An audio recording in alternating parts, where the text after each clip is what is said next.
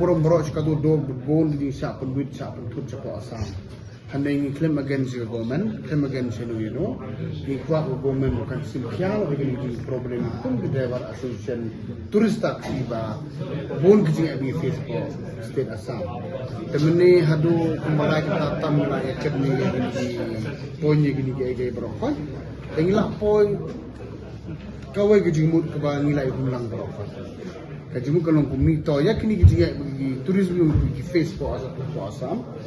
Nilai pembaik nak komiti ni tang kowe gijimut ba hapo sipo tur September ngan khot committee dak bedon lang bot commissioner transport Assam baru jongi dan all the other important officials from the government of Meghalaya and from the government of Assam rangkat berkijino yalam di tourism association ni kenang bani solve no ya gini problem undai su jongi guru duplikin sa le ben sepo jika kile managasi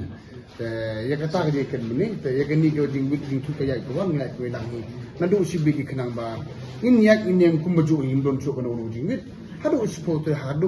di kenang in discuss ba ki kenang ba community in ya ga positive result from both the state kenang min la banyak kumaju ya ki te gibai gi agenda issue bat ki ba di asosiasi la afla ni don minta ki habi kan tang di state tapi ya kata apa ni kan ban nagasi dan mata apa TV bang ai kublai sibon kamta me member of tourism barok fat bapli menega de gisi Sunday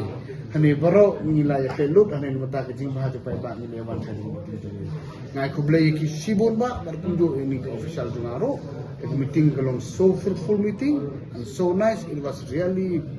positive meeting. Ni community hapo gini gusto tarik jong sa tubatay ngini kendo pada Assam counterpart ngin sol maging sa problem ng Assam bade bagi ni tourism ay shun jong